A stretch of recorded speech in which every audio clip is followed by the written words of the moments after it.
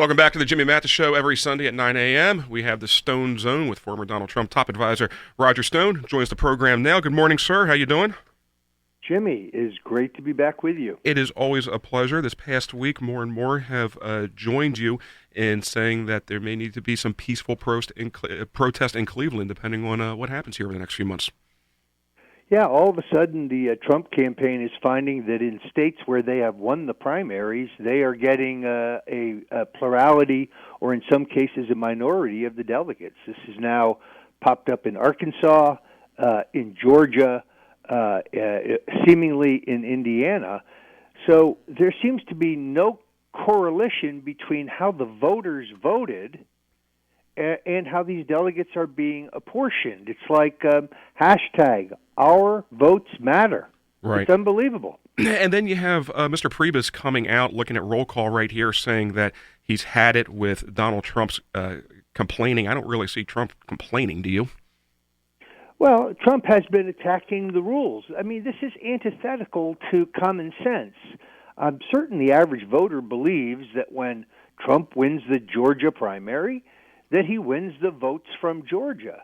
That's the way it certainly should be. But they're using these arcane rules and 50 different sets of arcane rules, I might add, to deny him the victory voted for by the voters. So I don't think he's complaining. I think he's shedding light on what is very clearly a broken system. Does this possibly, in the long term, work to his advantage? I mean, I've said from the very beginning, I think one of the reasons why Trump has resonated the way that he has is because of this anger within the party against the establishment. And this just sort of seems to validate that feeling.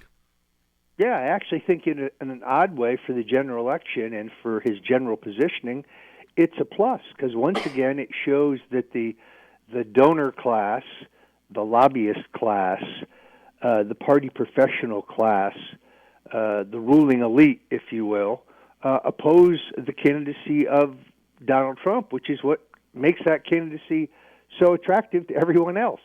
I know that they can change the rules in the convention on how many states you need to have won to, participate in the process. But if they do that right now, and Paul Ryan's come out and said that he's probably not going to. But if they do change these rules where, right now, as it stands, you need 8 states in order to be in contention, doesn't that come across as just the party picking the nominee or at least picking who it can't be?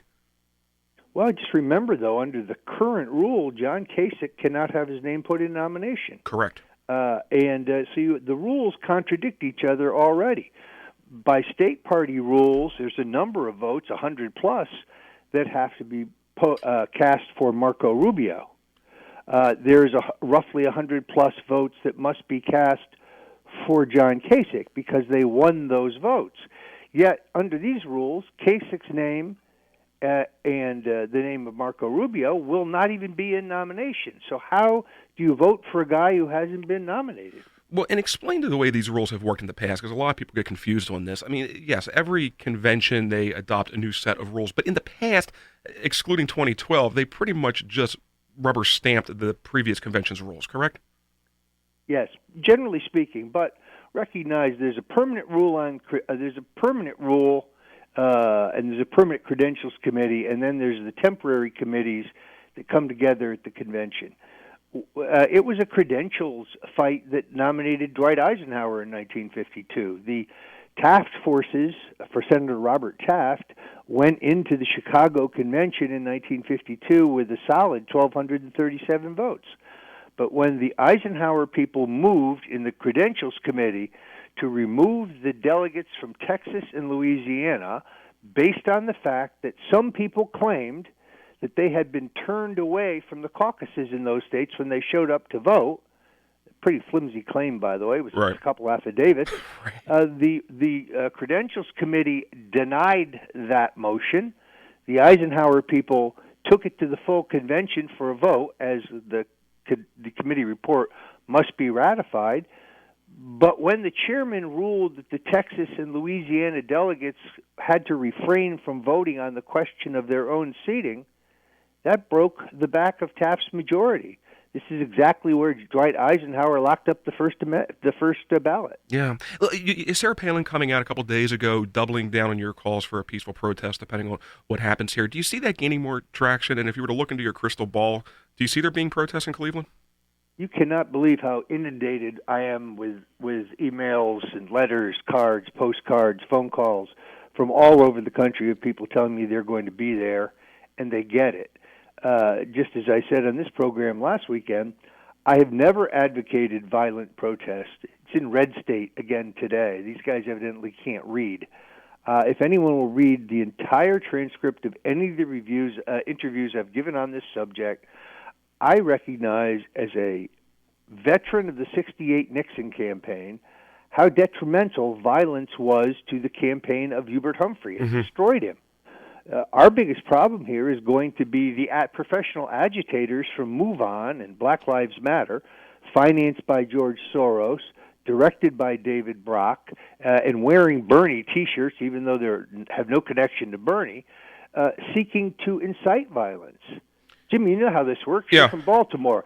Hit me in the chin. Go ahead. Hit me in the chin. I dare you to hit me in the chin. Hit me in the chin. I dare you. And then if somebody hits them in the chin, they say, you're violent. Right. That's exactly how. So it's vital that the Trump people have the strength and the fortitude to ignore all of that, because the hippies and the protesters and the weirdos and the agitators are going to be out there, and violence is only in their interest.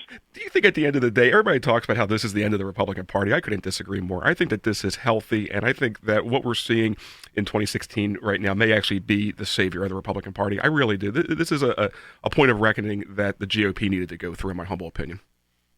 Well, it is the end of this Republican Party. The Republican Party that will be left here will be a very different body, because Donald Trump is bringing thousands of new people to the process, people who wouldn't be caught dead at a Republican meeting 2 years ago.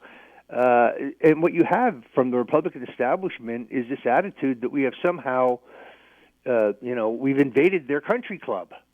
Right, but I look at they don't like it. But I look at the establishment that is the Republican Party, Roger Stone, and I don't see anything that mirrors what the party was founded on. I don't see any real conservatives up on Capitol Hill.